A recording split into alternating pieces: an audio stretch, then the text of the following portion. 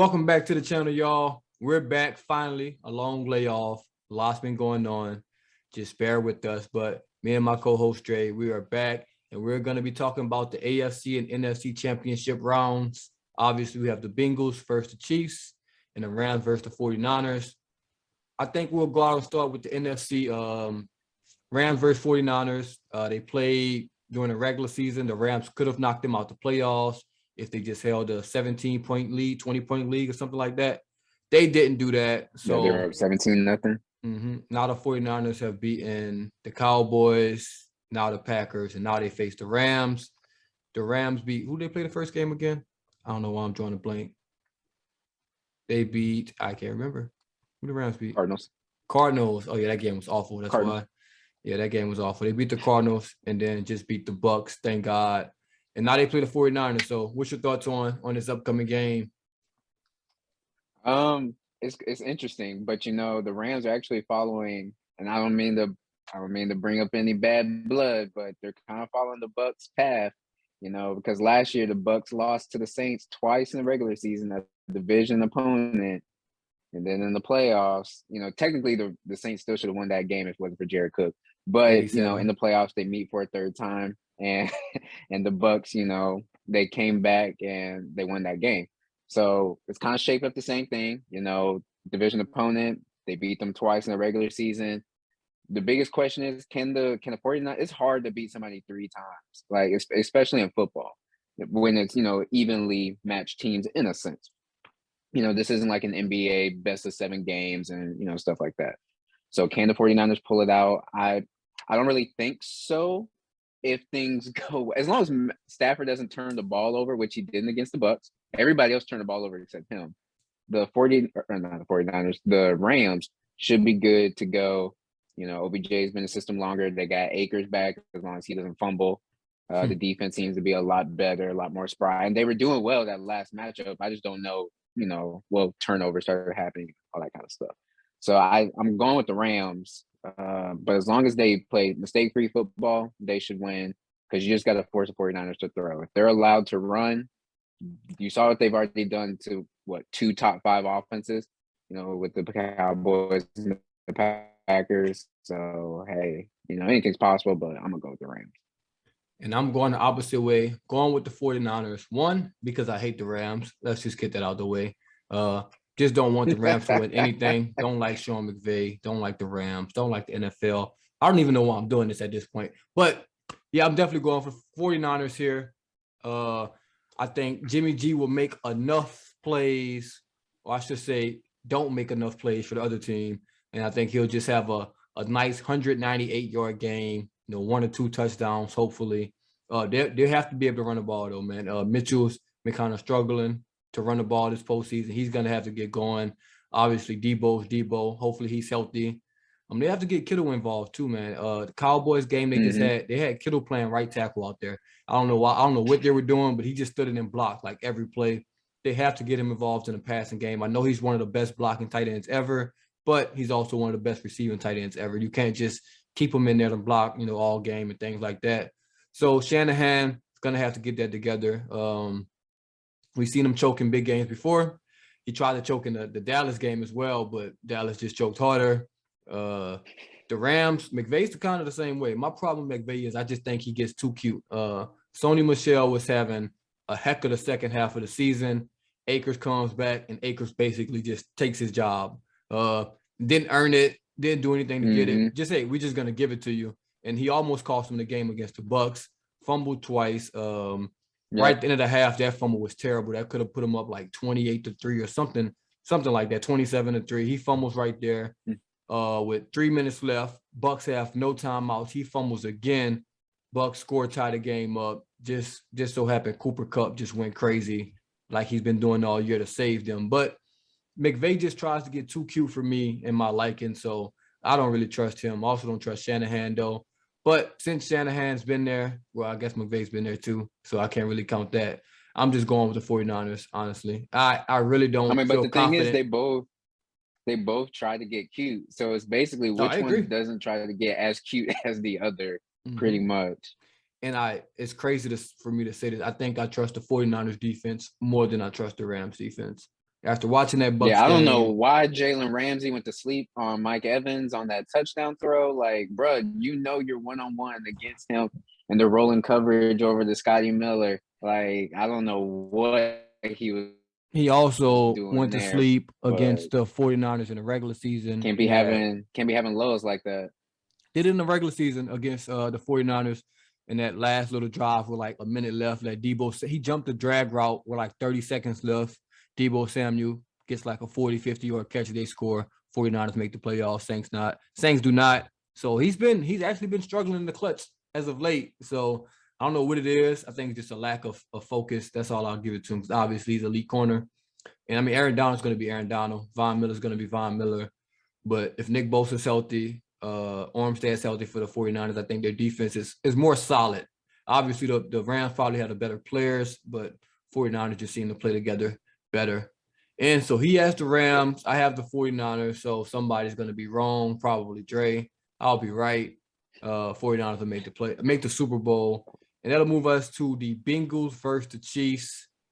This is probably the most unexpected AFC championship of all time. If you go Thanks to back to the Ryan regular Tannehill. season, no one had the Bengals going to the AFC championship. No one in the world had them making the playoffs probably. And for them to make the AFC championship, their role was kind of easy, not going to lie. They played the Raiders, then they got the Titans, which was the fakest #1 seed in the world. And now they're in it. Now they just have one game to make it to the Super Bowl. And what's your thoughts on this game? Well, for one, I do think that they deserve to be in the playoffs. I actually thought they'd be in as a wild card, but we all know what ended up happening with the Ravens and all the injuries that they had throughout the year. And Mm-hmm. then Lamar didn't play, I want to say, the last 4 games of the season. Something like that. So I mean, so yeah, we know how they are, or at least how they got in. But and then with the Titans, it's just, Ryan Tannehill picked the worst game of the year to have his worst game of the year. He Like the stinks. interceptions that he threw was just ridiculous because the Titans defense was doing what they could. Chase broke free on one long play, but he was pretty much contained after that. Compared to how he'd been performing the past few weeks, they sacked Burrow, I want to say 9 times, or at least they hit him 9 times, No, he something got like sacked that. sacked 9 times. NFL record. Yeah, so it's just, the defense did all they could, but Tannehill just kept throwing the ball to the wrong team. And then Julio Jones just has not been a factor for the Titans all year long. Like A.J. Brown, he did it all. And he had another big game. But for this game coming up, they did play each other second to last game of the regular season. This is the game that actually won, if I'm not mistaken, won the division for the Bengals. But the difference here is Kelsey did not play in that game. Mm-hmm. Kelsey is a big X factor because I believe he was out for a concussion. Kelsey is a big X factor in this game because I do believe that the Bengals have had a hard time. Andrews, when the Bengals and Ravens played one another, Andrews was lighting them up across the field. So that's a huge X factor right there for the Chiefs. If the Bengals can't cover Kelsey, that's huge right there. On the Chiefs side, mainly the defense, Tyrann Mathieu out as of right now. Like, he hasn't passed concussion protocol, so we don't know if he's going to play or not. And, Chiefs fans, they hate Sorensen.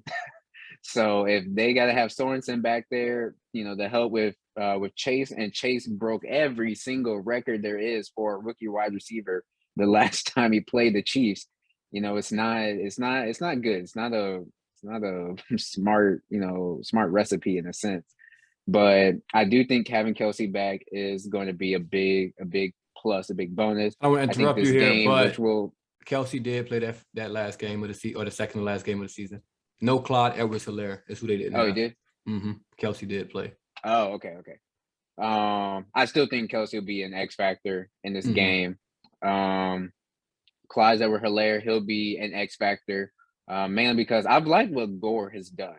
So between him and Gore, and then McKinnon's had a resurgence.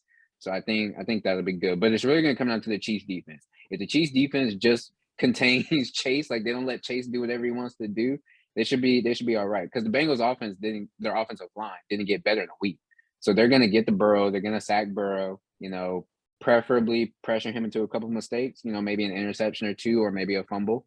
and then you'll be all right. But if the Chiefs offense does what they did last week, it's gonna be tough for the Bengals. So I'm gonna pick the Chiefs, but I'm gonna say it's gonna be kind of close. I'm gonna say the final score is gonna be 31-21.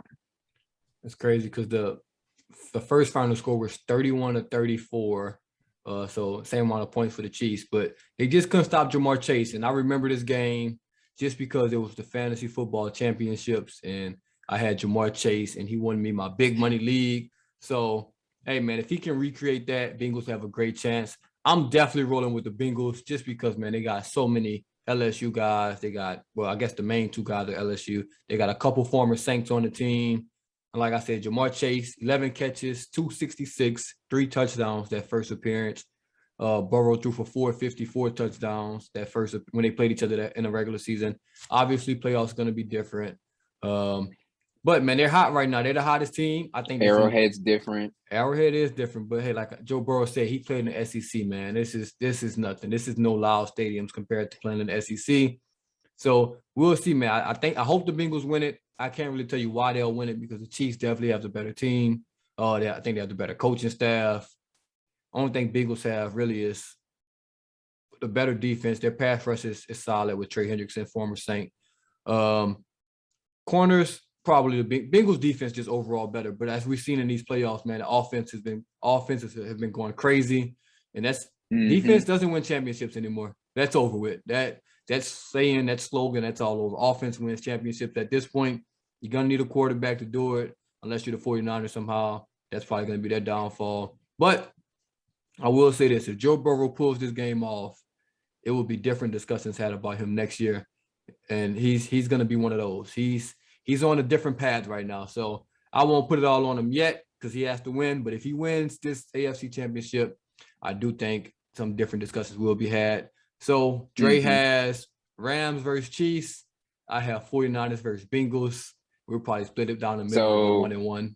So basically, you have, if I'm not mistaken, I want to say it's the Super Bowl back in 1989 rematch. Back when the Niners destroyed the Bengals.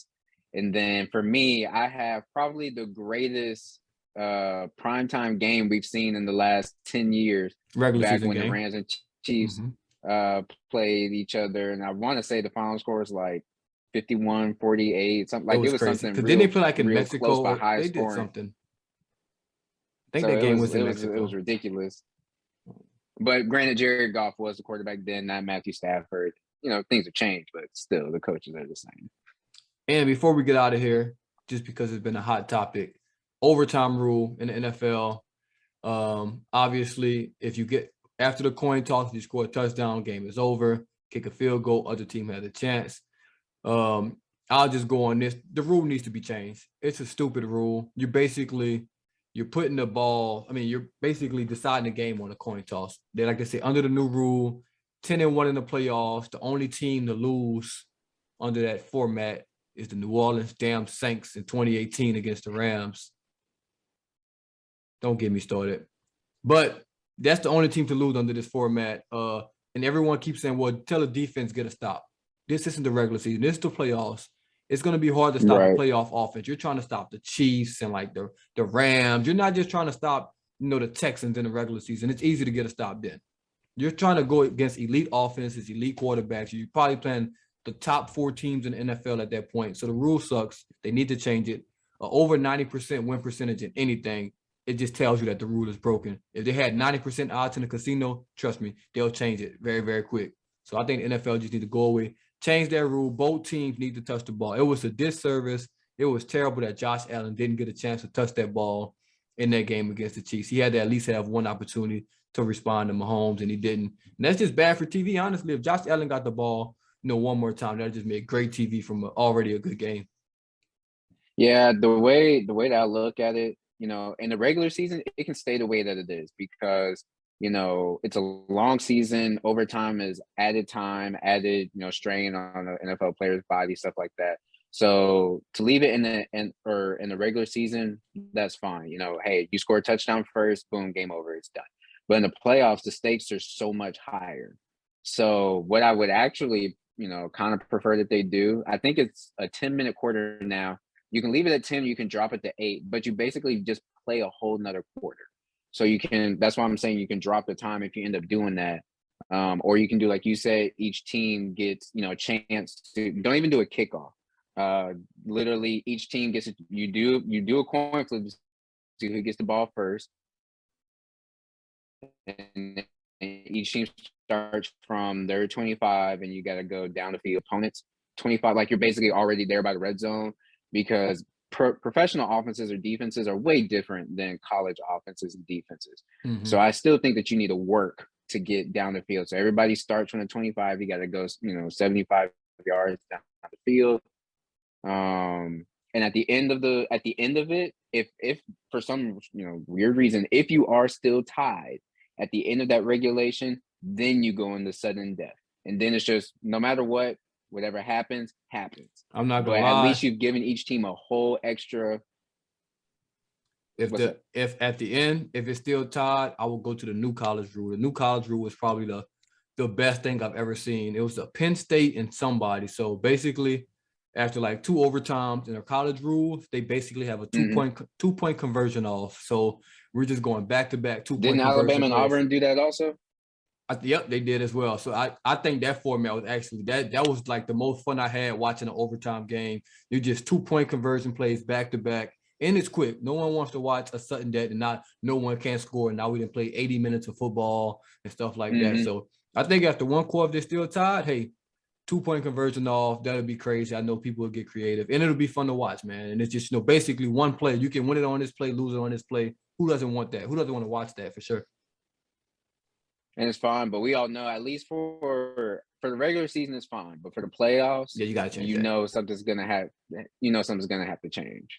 Yep, and that's really it, man. We'll be back after these championship games, AFC, NFC. We will be more consistent. I'll take the blame for that because I just be, but but we will be back. I guess next week. These the games both Sunday. I don't even know.